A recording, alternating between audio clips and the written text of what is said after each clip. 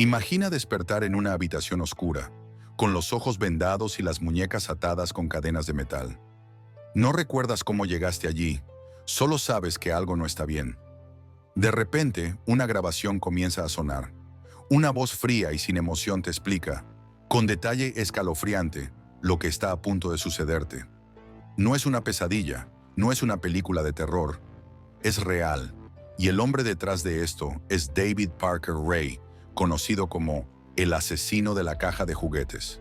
Un tráiler de apariencia común, estacionado en medio del desierto de Nuevo México, ocultaba un infierno inimaginable. Dentro de esas paredes metálicas, David Parker Ray diseñó su propio reino de terror, equipado con instrumentos de tortura dignos de la más retorcida de las pesadillas. Durante más de una década, atrapó, torturó y abusó de mujeres, borrándoles la memoria para que nunca pudieran recordar lo que les hizo, si es que alguna vez llegaban a salir con vida. Hoy vamos a sumergirnos en una de las historias más perturbadoras del crimen real. Exploraremos la mente de David Parker Ray, sus orígenes, su método de caza, los horrores que ocurrieron dentro de su caja de juguetes, su caída y el juicio que dejó más preguntas que respuestas. Prepárate, porque lo que estás a punto de escuchar no es apto para personas sensibles. ¿Cómo es posible que alguien haya llevado a cabo actos tan monstruosos sin ser descubierto por tanto tiempo? ¿Cuántas víctimas fueron realmente asesinadas? ¿Cómo logró manipular a sus cómplices para que participaran en sus crímenes? Acompáñanos en este recorrido por el oscuro mundo de David Parker Ray, donde el dolor y el miedo eran su máxima obsesión. Para entender la mente de un asesino como David Parker Ray, es necesario retroceder en el tiempo y analizar su infancia, su entorno y las experiencias que pudieron moldearlo en lo que eventualmente se convirtió. Un monstruo disfrazado de hombre común. Los asesinos seriales no nacen, se hacen. Y en la historia de Parker Ray hay muchas señales de advertencia que nos muestran cómo su mente fue evolucionando hasta convertirse en una de las más perversas y sádicas de la historia del crimen real. David Parker Ray nació el 6 de noviembre de 1939 en Belen, Nuevo México, un pequeño y desolado pueblo ubicado en el corazón del estado. Su familia era de clase trabajadora y, como en muchas historias de asesinos seriales, el hogar de Parker Ray estaba marcado por la violencia y la desatención.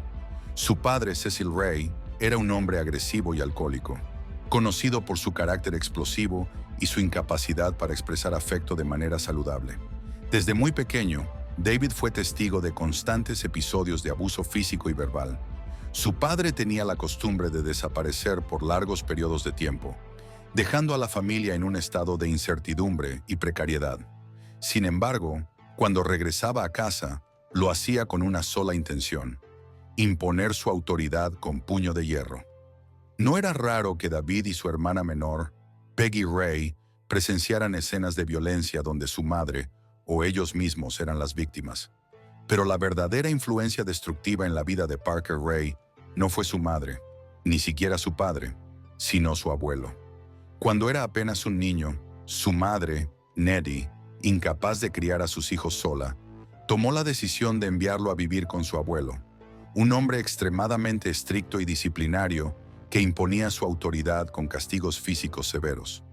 David creció bajo la constante presión de cumplir las órdenes de un hombre que no mostraba el más mínimo afecto.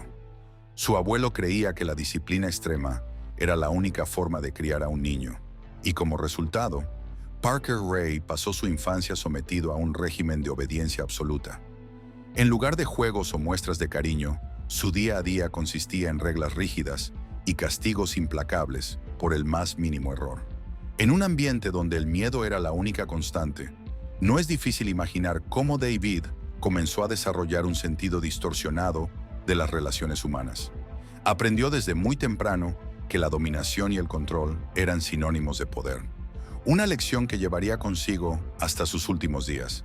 A medida que crecía, David Parker Ray comenzó a mostrar signos de un comportamiento inquietante. Como muchos asesinos seriales, su interés por la violencia y la tortura comenzó en la infancia. Mientras otros niños de su edad jugaban al aire libre o disfrutaban de actividades inocentes, Él pasaba horas sumergido en la lectura de revistas pornográficas con contenido extremo, algunas de ellas enfocadas en el sadomasoquismo, el control y la dominación absoluta sobre la víctima. Se dice que estas revistas no llegaron a sus manos por accidente. Su propio padre, Cecil Ray, quien aparecía esporádicamente en su vida, le regalaba material gráfico altamente perturbador, alimentando su mente con imágenes de sumisión y tortura desde una edad extremadamente temprana. Este tipo de exposición a la pornografía violenta en la infancia ha sido identificada en varios asesinos seriales, ya que moldea la manera en que perciben el sexo, las relaciones interpersonales y el poder. Pero su fascinación por la violencia no se limitaba a la pornografía. En la escuela, David era un niño retraído, socialmente torpe y constantemente acosado por sus compañeros debido a su timidez extrema y su apariencia descuidada. Esta falta de habilidades sociales lo convirtió en un blanco fácil para el bullying, lo que solo reforzó su sensación de aislamiento. Un niño que no encuentra conexión con otros seres humanos puede fácilmente desarrollar un mundo interno en el que la violencia se convierte en una forma de escape. Y en el caso de Parker Ray, este escape tomó una forma espeluznante. Uno de los primeros signos alarmantes de su psique perturbada fue su relación con los animales. Durante su adolescencia, se volvió conocido en su vecindario por torturar pequeños animales en secreto. Hay múltiples testimonios de personas que lo vieron mutilando insectos, quemando ratones vivos y cometiendo actos sádicos contra perros y gatos. La tortura a animales es una de las señales más claras del tríada McDonald, un conjunto de comportamientos infantiles que, según expertos en criminología, pueden predecir tendencias homicidas en la adultez. Además de la crueldad animal, otros dos rasgos que suelen aparecer en la infancia de los asesinos seriales son la enuresis, mojar la cama después de los 5 años, y la piromanía. No se sabe con certeza si Parker Ray presentaba los otros dos signos, pero su historial de maltrato animal ya era una clara advertencia de lo que estaba por venir. Es en esta etapa de su vida donde David Parker Ray comenzó a desarrollar las primeras fantasías de tortura, secuestro y abuso. Pero al principio, estas fantasías se quedaron dentro de su mente, al menos por un tiempo. Uno de los momentos más determinantes en la vida de Parker Ray ocurrió en su adolescencia, cuando su abuelo, sin saber el monstruo que estaba creando, le regaló su primer juego de herramientas: martillos, alicates, cuchillos y otros instrumentos afilados que, para un joven común, habrían sido una forma de explorar su creatividad mecánica. Pero para David representaban otra cosa: el primer paso para hacer realidad sus oscuros deseos. Pasaba horas encerrado en su habitación, no solo manipulando sus herramientas, sino diseñando dispositivos de tortura en sus cuadernos de dibujo. En esos años, su imaginación se llenó de imágenes de dominación absoluta sobre una víctima indefensa. Aún no tenía el valor de llevar a cabo sus fantasías, pero la semilla de su futura carrera como torturador en serie ya estaba plantada. Algunos testimonios de antiguos compañeros de escuela relatan que David solía escribir historias extremadamente perturbadoras, donde describía con lujo de detalle escenas de secuestro y tortura. En ese momento, nadie lo tomó en serio, creyendo que se trataba solo de un adolescente con una mente algo retorcida. Pero en la mente de David Parker Ray, la línea entre la fantasía y la realidad comenzaba a desdibujarse. Y muy pronto, estas ideas dejarían de estar solo en papel para convertirse en algo mucho más aterrador. La mente de un asesino serial no se activa de un día para otro. Es un proceso gradual, un deterioro progresivo de la moral y la empatía. Para David Parker Ray, ese momento llegó cuando sus fantasías dejaron de ser solo pensamientos oscuros y se convirtieron en actos reales de violencia y tortura. Pero, ¿cómo fue que cruzó esa línea? ¿Quién fue su primera víctima? Y más importante aún, ¿cómo logró mantener sus crímenes en secreto durante tanto tiempo? A lo largo de su adolescencia y juventud, Parker Ray cultivó una obsesión enfermiza con el control y la dominación absoluta. Sus fantasías eran cada vez más detalladas, sus deseos más intensos, y su necesidad de llevarlos a cabo se volvía insoportable. Pero había un obstáculo: el miedo a ser atrapado. Muchos asesinos seriales experimentan una fase de indecisión antes de cometer su primer crimen. Se debaten entre el impulso y el temor a las consecuencias. Pero cuando finalmente cruzan la línea, descubren algo aterrador. El acto de matar no les provoca culpa ni arrepentimiento, sino placer. Para Parker Ray, ese momento de transformación llegó en algún punto de las décadas de 1950 y 1960. No hay un registro exacto de su primera víctima, ya que su historial criminal es un rompecabezas lleno de piezas faltantes. Sin embargo, los expertos creen que su primera incursión en la violencia real no fue el asesinato, sino la tortura. Antes de matar, primero aprendió a infligir dolor sin ser descubierto, y para eso necesitaba practicar. Las investigaciones sugieren que los primeros actos criminales de Parker Ray ocurrieron cuando tenía alrededor de 20 años, después de enlistarse en el ejército de los Estados Unidos. Durante su tiempo en el servicio, se desempeñó como mecánico y fue enviado a diferentes bases militares, lo que le permitió moverse con facilidad sin despertar sospechas. Fue en esta época cuando comenzó a experimentar con el secuestro. Se cree que sus primeras víctimas fueron mujeres jóvenes que conocía en bares o trabajadoras sexuales, a quienes convencía para subirse a su vehículo. El modus operandi de Parker Ray en sus primeros años era meticuloso y calculador. Sabía que no podía permitirse errores, por lo que practicaba diferentes métodos de inmovilización y control. Su fascinación por la dominación extrema lo llevó a construir dispositivos diseñados para restringir el movimiento de sus víctimas, asegurándose de que estuvieran completamente a su merced. Aquí es donde comienza a gestarse el horror que lo haría famoso años después. Su obsesión con la Toy Box, o en español, la caja de juguetes, la habitación de tortura donde llevaría a cabo sus peores crímenes. A pesar de su historial de secuestros y torturas, identificar a la primera víctima fatal de Parker Ray es una tarea casi imposible. Debido a la falta de pruebas y la ausencia de cuerpos, muchas de sus víctimas siguen en la categoría de desaparecidas.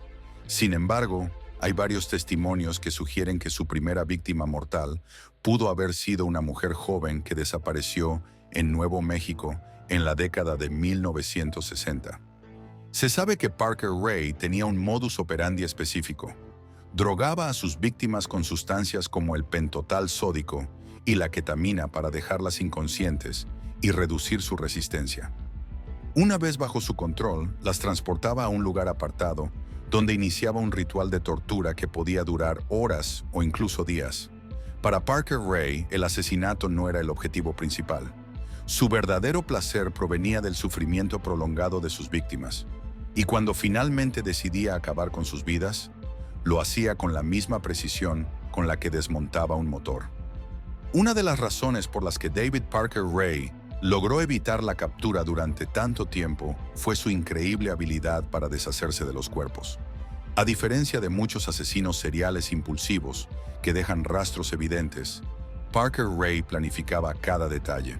Entre las hipótesis sobre cómo se deshacía de sus víctimas, una de las más aterradoras apunta a que utilizaba lagos y áreas desérticas para deshacerse de los restos. Se cree que arrojaba los cuerpos en el lago Elephant Butte, una extensa área de agua en Nuevo México que se convirtió en su cementerio personal. A pesar de las múltiples búsquedas, hasta el día de hoy no se ha encontrado un solo cuerpo. Parker Ray se llevó a la tumba el secreto de la ubicación exacta de sus víctimas, dejando un vacío insoportable para las familias que aún esperan respuestas. Después de su primer crimen, algo cambió en David Parker Ray. Su miedo inicial desapareció y fue reemplazado por una nueva sensación: el poder absoluto. Había probado la adrenalina de controlar la vida y la muerte de otra persona, y ahora ya no había vuelta atrás. En los años siguientes, sus crímenes se volverían más elaborados, sus técnicas más sofisticadas y su sadismo aún más extremo. Pero lo que lo diferenciaba de otros asesinos seriales no era solo la brutalidad de sus actos, sino su capacidad para operar en las sombras durante décadas sin ser descubierto. Así nació el asesino de la caja de juguetes, un hombre cuyo nombre quedaría grabado en la historia del crimen como uno de los torturadores más sádicos de todos los tiempos. Una vez que un asesino serial cruza la línea del primer crimen, Algo cambia en su mente. Lo que antes era una simple fantasía se convierte en una necesidad, en un ritual que debe repetirse una y otra vez. Para David Parker Ray, la tortura y el asesinato se volvieron parte de su estilo de vida. Pero él no era un asesino impulsivo ni un depredador que actuaba sin control. Era metódico, calculador y lo más aterrador de todo, paciente. Pasaron años antes de que su patrón de crímenes se hiciera evidente, y para cuando las autoridades empezaron a sospechar, ya era demasiado tarde. Había perfeccionado su técnica, convertido su remota casa en un infierno en la tierra y refinado cada aspecto de su modus operandi. Los asesinos seriales rara vez repiten sus errores. Aprenden de sus fallos y mejoran su método con cada crimen. Parker Ray entendió esto desde el principio y perfeccionó cada fase de su proceso. No atacaba al azar. Sus víctimas eran cuidadosamente elegidas. Prefería mujeres vulnerables, como trabajadoras sexuales, autoestopistas y jóvenes que no serían reportadas como desaparecidas de inmediato. Sabía que la falta de conexión con la sociedad era su mejor aliada. A diferencia de otros asesinos que atacaban con violencia desde el principio, Parker Ray utilizaba la manipulación. En algunos casos se presentaba como una figura de autoridad o alguien dispuesto a ayudar. Otras veces simplemente drogaba a sus víctimas. Una vez inconscientes, las llevaba a su remota casa en Truth or Consequences, Nuevo México. Este pequeño pueblo desértico era el escondite perfecto, aislado, con pocos testigos y con un vasto terreno donde podía ocultar cualquier evidencia. Pero lo más terrorífico no era el lugar en sí, sino lo que se encontraba dentro. Todos los asesinos seriales tienen una firma, algo que los distingue. En el caso de David Parker Ray, fue la construcción de su propia cámara de tortura, un lugar que él mismo llamaba la caja de juguetes. Este remolque modificado, con paredes insonorizadas y una puerta reforzada con candados industriales, fue diseñado específicamente para un propósito: infligir el máximo dolor posible a sus víctimas sin que nadie pudiera escucharlas. El interior de la caja de juguetes parecía salido de una película de terror. Instrumentos de tortura diseñados para causar el máximo sufrimiento. Cadenas y grilletes estratégicamente colocados para inmovilizar completamente a las víctimas. Cámaras de video para grabar cada sesión de tortura, hasta grabaciones en casetes donde Parker Ray explicaba a sus víctimas lo que les esperaba. Imagina despertar atada a una camilla, en un lugar oscuro, rodeada de herramientas que solo tienen un propósito: hacerte sufrir. Y lo peor de todo, escuchar una voz mecánica diciéndote que tu vida ya no te pertenece. En estos casetes, Parker Ray describía con detalle lo que iba a hacer con sus víctimas. Les explicaba cómo las iba a torturar, qué herramientas iba a usar y cuánto tiempo durarían sus sesiones. Esta era su forma de ejercer control total sobre ellas. Para Parker Ray, la tortura era más importante que el asesinato. A diferencia de otros asesinos que mataban rápidamente, él quería prolongar la agonía de sus víctimas el mayor tiempo posible. Según los testimonios de sus cómplices y las pocas sobrevivientes, su ritual se dividía en varias fases. La preparación: desnudaba a las víctimas y las ataba a una mesa de operaciones. La deshumanización: las obligaba a escuchar sus grabaciones, haciéndoles saber que ya no eran personas, sino objetos para su placer. La tortura psicológica: antes de cualquier acto físico, les hablaba sobre lo que iba a hacerles, asegurándose de que entendieran que no había escapatoria. La tortura física: utilizaba instrumentos diseñados para causar un dolor extremo, sin matarlas de inmediato. La eliminación de evidencia: cuando se cansaba de una víctima, tenía dos opciones: matarla y deshacerse del cuerpo, o drogarla y liberarla con la esperanza de que nunca recordara lo sucedido. Este último punto fue crucial para su impunidad. Parker Ray usaba drogas como la escopolamina, una sustancia que borra la memoria a corto plazo, asegurándose de que muchas de sus víctimas no pudieran testificar en su contra. Para él, sus víctimas no eran personas, eran juguetes, y la caja de juguetes era su patio de juegos. Uno de los aspectos más escalofriantes del caso de Parker Ray es que no actuaba solo. A diferencia de muchos asesinos seriales que trabajan en solitario, él tenía cómplices que lo ayudaban a cometer sus crímenes. Entre ellos estaban Cindy Handy, su novia y principal colaboradora, quien lo ayudaba a secuestrar a las víctimas. Jessie Ray, su hija, quien presuntamente también participó en algunos crímenes. Dennis Roy Yancey, otro cómplice que ayudó en la tortura y asesinato de al menos una víctima. No solo se trataba de un asesino, sino de una red de cómplices que lo ayudaban a operar con total impunidad. Las autoridades estiman que Parker Ray pudo haber asesinado a más de 60 mujeres, aunque el número real podría ser mucho mayor. Durante años perfeccionó su método de eliminación de cuerpos, utilizando el lago Elephant Butte y otras áreas remotas de Nuevo México para deshacerse de la evidencia. Sin cuerpos no había pruebas, y sin pruebas, la policía nunca pudo construir un caso sólido en su contra, hasta que cometió un error. Pero incluso los asesinos más meticulosos cometen fallos. Y en el caso de David Parker Ray, ese error llegaría en 1999, cuando una de sus víctimas logró hacer lo impensable: escapar. Todos los asesinos seriales creen que son intocables. Piensan que su inteligencia, su planificación y su frialdad les permitirán evadir a la justicia para siempre. David Parker Ray no era la excepción. Durante años perfeccionó su método, eliminando cualquier evidencia y asegurándose de que sus víctimas no pudieran recordar lo sucedido. Pero incluso los asesinos más meticulosos cometen errores. Y en 1999, una mujer consiguió lo impensable: escapar de la caja de juguetes y exponer los horrores que ocurrían dentro de esas 4 paredes. Fue el principio del fin para uno de los criminales más sádicos de la historia. Era el 22 de marzo de 1999. En un pequeño tráiler ubicado en el desierto de Nuevo México, una mujer luchaba por su vida. Atada con cadenas, con el cuerpo cubierto de moretones y heridas, Cynthia Vigil sabía que solo tenía 2 opciones: escapar o morir. Cynthia era una trabajadora sexual que había sido secuestrada por Parker Ray y su novia, Cindy Handy. La habían llevado a la caja de juguetes con la misma rutina que tantas otras víctimas: drogada, encadenada y obligada a escuchar la escalofriante grabación que describía lo que le harían. Pero esta vez, Parker Ray cometió un error. Dejó las llaves de las esposas cerca de Cynthia. Mientras Cindy Handy estaba fuera de la habitación, Cynthia aprovechó la oportunidad. Con las manos temblorosas, logró liberar una de sus muñecas y atacó a Handy con un picahielos que encontró en la habitación. La pelea fue brutal, pero Cynthia consiguió lo que necesitaba: tiempo para escapar.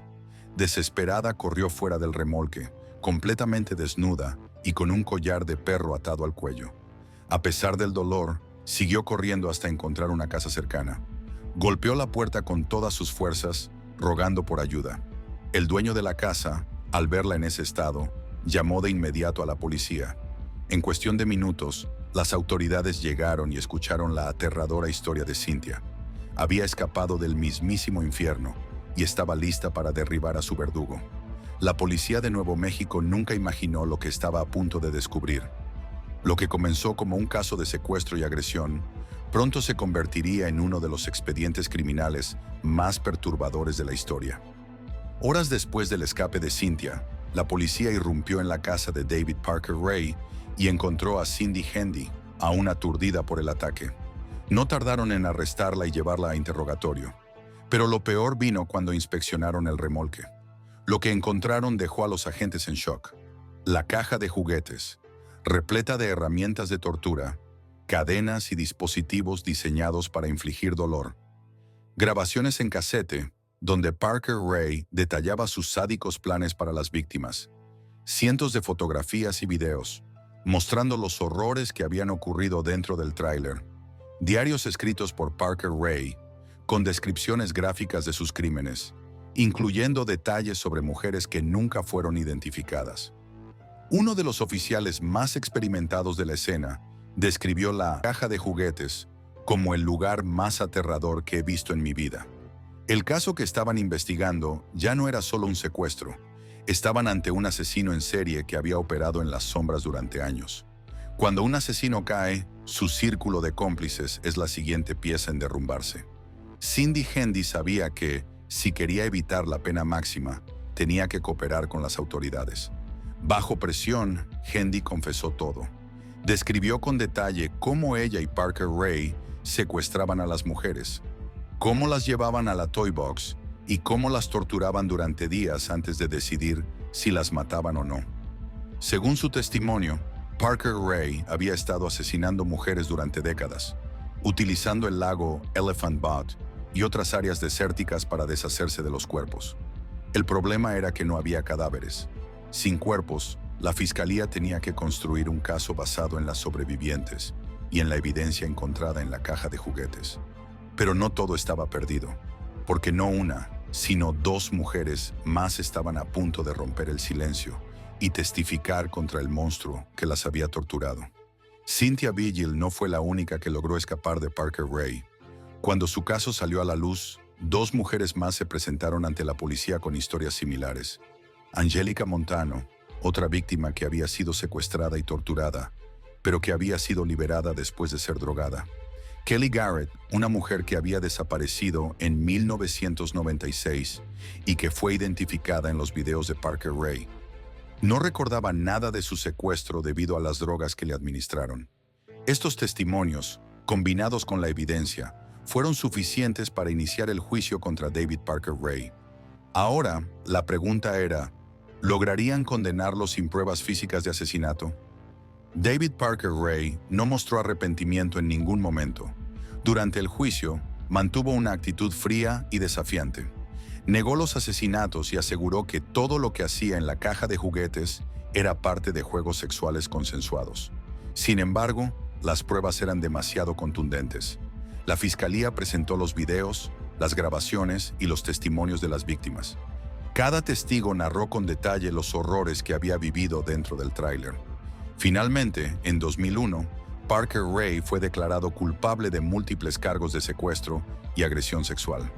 Fue condenado a 224 años de prisión. Pero la historia no terminó ahí. El 28 de mayo de 2002, solo un año después de su condena, David Parker Ray sufrió un ataque al corazón en su celda y murió antes de cumplir su sentencia. A pesar de su condena, el caso de David Parker Ray dejó más preguntas que respuestas. ¿Cuántas mujeres asesinó realmente? ¿Cuántos cuerpos quedaron enterrados en el desierto de Nuevo México? Y lo más aterrador de todo, ¿pudo haber más cómplices que nunca fueron atrapados? Las autoridades estiman que el número de víctimas podría superar las 60, pero hasta el día de hoy, los cuerpos nunca fueron encontrados. David Parker Ray fue más que un asesino. Fue un torturador, un depredador meticuloso que convirtió el sufrimiento en un arte macabro. Su historia nos recuerda que los verdaderos monstruos no siempre se esconden en la oscuridad. A veces, viven entre nosotros, disfrazados de personas comunes. ¿Crees que Parker Ray tuvo más víctimas de las que se conocen? ¿Qué opinas de este escalofriante caso? Déjamelo saber en los comentarios y no olvides suscribirte para más contenido sobre los criminales más aterradores de la historia.